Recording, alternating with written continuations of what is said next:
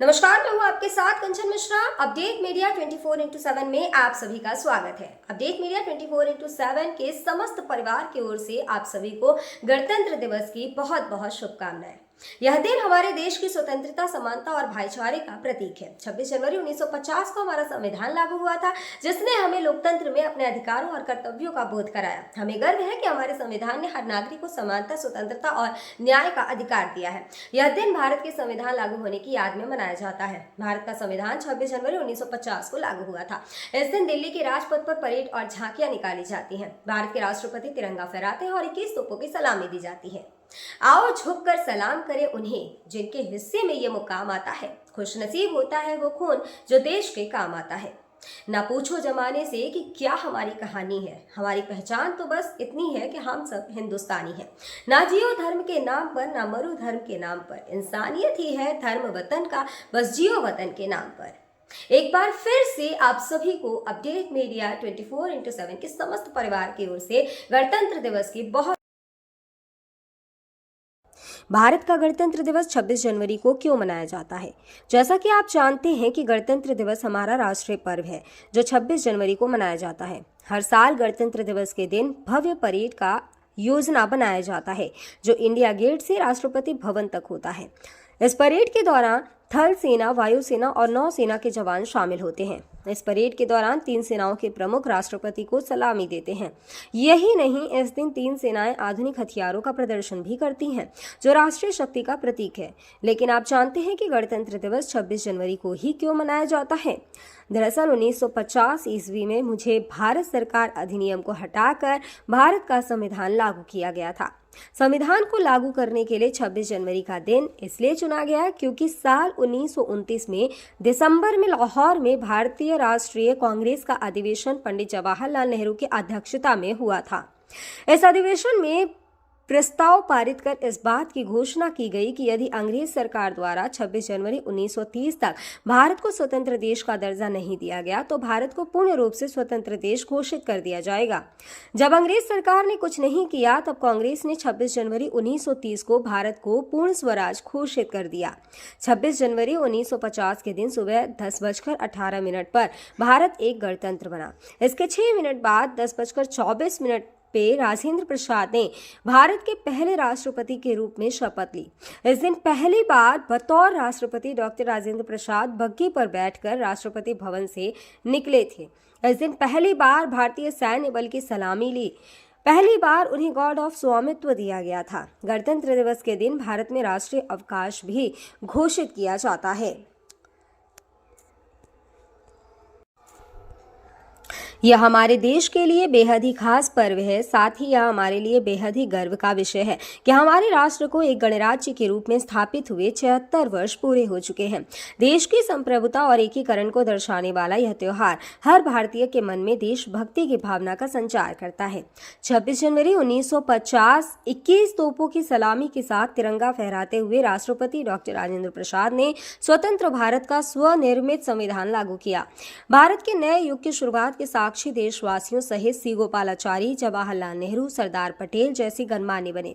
मात्र 3 साल पहले आजादी की सुबह देखने वाले देश ने अपना संविधान बनाकर विश्व को अपनी संप्रभुता का परिचय दिया।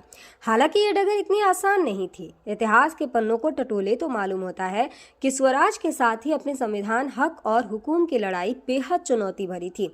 दरअसल अंग्रेजों की गुलामी से त्रस्त देशवासियों को प्रथम विश्व युद्ध के दौरान एक सुनहरा अवसर हाथ लगा जब ब्रिटेन की ओर से मदद की गुहार लगाई गई। भारतीयों ने सहर्ष प्रस्ताव स्वीकार किया और वर्ल्ड वॉर में ब्रिटेन के साथ खड़े नजर आए। यह उद्देश्य के साथ कि उन्हें आगे चलकर अंग्रेजों की हुकूमत से आजादी मिल जाएगी। लेकिन एक बार फिर अंग्रेज अपनी बात से पलटते नजर आए और आजादी के बदले लेकर आए भारत सरकार अधिनियम 1919। इस अधिनियम का असर ये रहा कि देश के कुछ बड़े प्रांत में दोहरी शासन प्रणाली व्यवस्था लागू हुई। इसके तहत स्वास्थ्य, शिक्षा, कृषि जैसे विषयों को भारतीय मंत्रियों के सम्मुख सौंप दिया गया था। वहीं दूसरी तरफ से सैन्य, रक्षा और विदेशी मसले जैसे अहम मुद्दे वायसराय के अधिकार क्षेत्र में रहे। इसके अनुरूप भारतीयों को यह आश्वासन दिया गया कि इस अधिनियम से पड़ने वाले प्रभावों का विषय में भविष्य में आकलन किया जाएगा।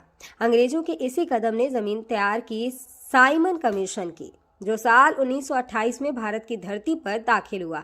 साइमन कमीशन ने बड़े ही नाटकीय अंदाज में संवैधानिक सुधारों की समीक्षा कर अपनी रिपोर्ट तैयार की। लेकिन अब समय बदल गया है। अब देशवासी अंग्रेजों के बहकावे में नहीं आने वाले थे, क्योंकि स्वराज के साथ साथ अपने संविधान की मांग भी धीरे धीरे देशवासियों के मन में परवान चढ़ने लगी थी। साइमन कमीशन रिपोर्ट के बाद देश भर में जमकर आंदोलन हुए। इसे शांत करने के लिए ब्रिटिश सरकार ने राउंड टेबल कॉन्फ्रेंस का आयोजन किया। हालांकि देश के सभी वर्ग के नेता इसमें शामिल नहीं थे, इसलिए ये एक असफल प्रयास सिद्ध हुआ। लेकिन जहां एक तरफ ब्रिटिश हुकूमत भारतीयों के इरादों को एक बार फिर भुलाने के जद्दोजहद में लगी थी, तो वहीं दूसरी तरफ देश के वीर सपूतों ने अपने संविधान का खाका तैयार भी कर लिया था।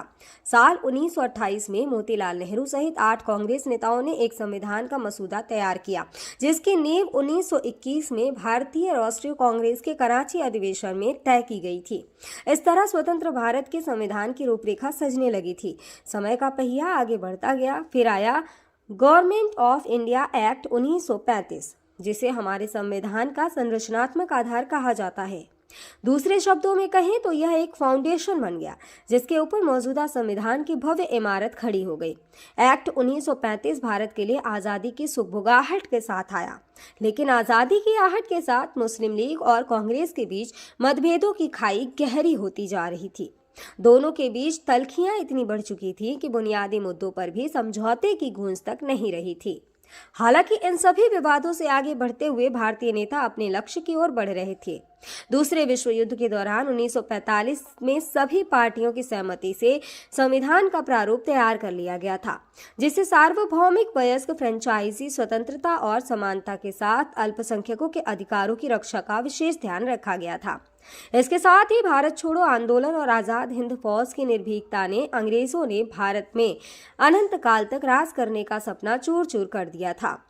जैसे जैसे भारतीय राष्ट्रीय आंदोलन जोर पकड़ता गया, ब्रिटिश हुकूमत पर संविधान निर्माण के लिए संविधान सभा के गठन का दबाव भी बढ़ता गया। इस गहमा गहमी के बीच आखिरकार 9 दिसंबर 1946 में नई दिल्ली के संवैधानिक हॉल में संविधान सभा की पहली बैठक हुई, जिसमें महात्मा गांधी को छोड़कर उस वक्त के राष्ट्रीय आंदोलन से जुड़ी करीब हर बड़ी शख्सियत शामिल थी, जिसका मुस्लिम लीग ने भारत को 2 हिस्सों में बांटे नए मुल्क पाकिस्तान की मांग को लेकर बैठक का बहिष्कार किया। लिहाजा पहली बैठक में कुल 207 सदस्यों ने हिस्सा लिया, जहां सभा के सबसे वरिष्ठ सदस्य डॉक्टर सच्चिदानंद सिन्हा को सभा का अस्थायी सदस्य चुना गया।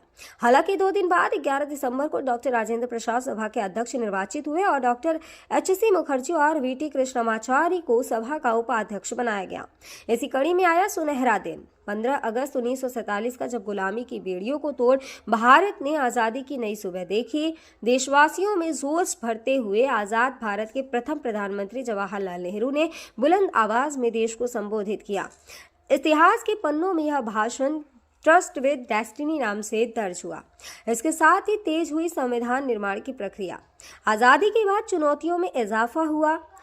संविधान पर सामग्री की कमी थी, लेकिन उसका सही चयन और उचित व्याख्या का काम बहुत जटिल था। बी.एन. राव द्वारा तैयार किए गए संविधान के प्रारूप पर विचार विमर्श करने के लिए संविधान सभा 29 अगस्त 1947 को एक संकल्प पारित करके प्रारूप समिति का गठन किया।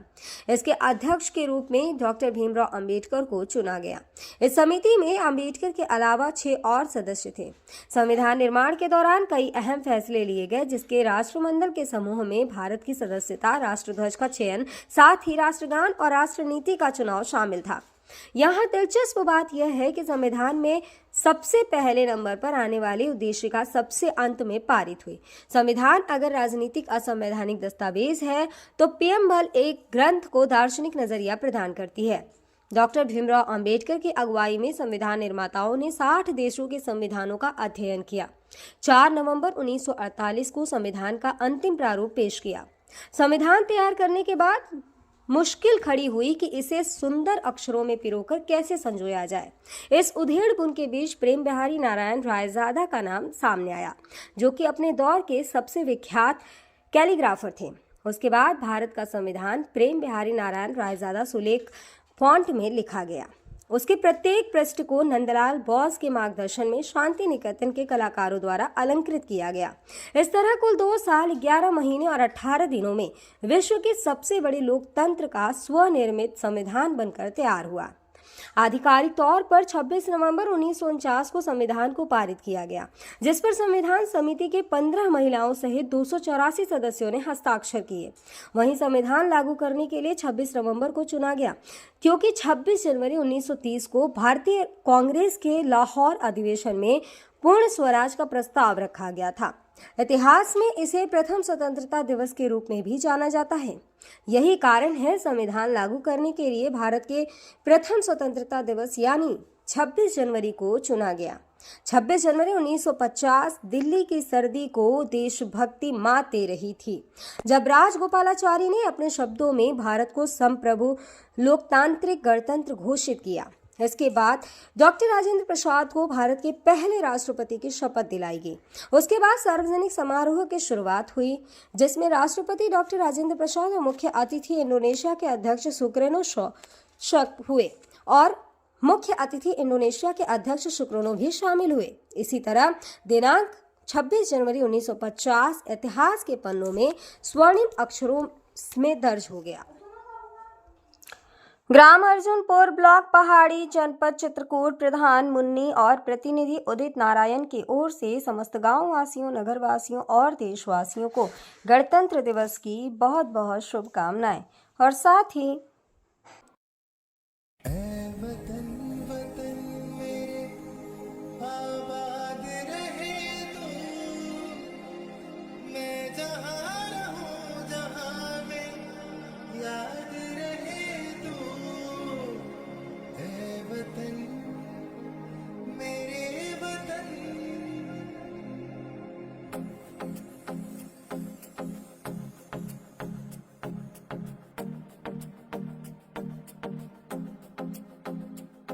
मेरा रंग दे,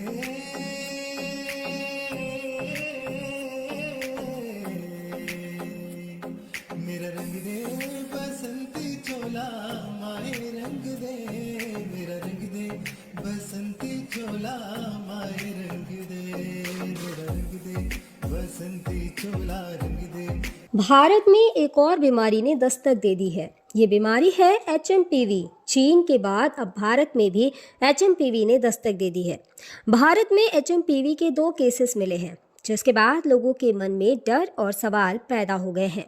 सवाल ये कि HMPV वायरस क्या है, HMPV वायरस के लक्षण क्या है, HMPV वायरस से कैसे करें बचाव और क्या HMPV कोई नया वायरस है। अगर आपके मन में भी ये सवाल है तो यहाँ आपको हर सवाल के जवाब मिल जाएंगे। चीन में ह्यूमन मेटान्यूमो वायरस की वजह से वायरल बुखार श्वसन संक्रमण के बड़े मामले सामने आ रहे हैं। कर्नाटक में 2 मामले सामने आए हैं, जिनमें बेंगलुरु में भी 8 महीने की बच्ची में इस वायरस के संक्रमण का मामला सामने आया है। अब सवाल ये है कि आखिर HMPV क्या है। HMPV यानी ह्यूमन मेटान्यूमो वायरस एक श्वसन वायरस है जो फ्लू जैसे लक्षण पैदा करता है। अब निचले और ऊपरी श्वसन संक्रमण जैसे सर्दी का कारण बनता है। यह एक मौसमी बीमारी है जो आमतौर पर सर्दियों और शुरुआती वसंत में होती है, जो RSV यानी रेस्पिरेटरी सिंसिटियल वायरस और फ्लू के समान होते हैं। इससे बचाव के लिए HMPV आमतौर पर बच्चों में ही डिटेक्ट होता है। सभी फ्लू सैंपल में से 0.7 फेज में HMPV होते हैं। इसके लक्षण है कि HMPV वायरस को ह्यूमन मेटान्यूमो वायरस या ह्यूमो वायरस कहते हैं, जिसके लक्षण काफ़ी हद तक सामान्य सर्दी जुकाम के समान होते हैं। सामान्य मामलों में यह खांसी या गले में घरघराहट, नाक बहने या गले में खराश का कारण बनता है। छोटे बच्चों या बुजुर्गों में HMPV का संक्रमण गंभीर हो सकता है। कमज़ोर ह्यूमन सिस्टम वाले लोगों में भी ये वायरस गंभीर बीमारी का कारण बन सकता है। कहा जा रहा है कि इस वायरस से संक्रमित मरीजों में सांस लेने में दिक्कत और फ्लू जैसे लक्षण दिखाई दे रहे हैं। इसके इलाज के लिए ज़रूरी है कि इसमें सबसे ज़रूरी होता है कि अगर आपको HMPV के होने का संदेह होता है या इस तरह के कोई लक्षण आपको नज़र आते हैं तो बिना डॉक्टर के सलाह के कोई भी एंटीवायरल दवाओं का इस्तेमाल ना करें। सांस की बीमारी से जुड़े एक्सपर्ट ने लोगों को मानव मेटान्यूमो वायरस से लड़ने के लिए एंटीवायरल दवाओं का आंख बंद कर उपयोग न करने की सलाह दी है। ऐसे में सावधानी बरतें और बिना डॉक्टर के सलाह के कोई भी दवा न लें। फिलहाल इसका कोई टीका अब तक नहीं है। इसके लक्षण जैसा हम पहले ही बता चुके हैं कि सर्दी जुकाम होते हैं। 2023 में England, Britain, Finland, Australia, Canada, America और चीन में HMPV का पता चला था।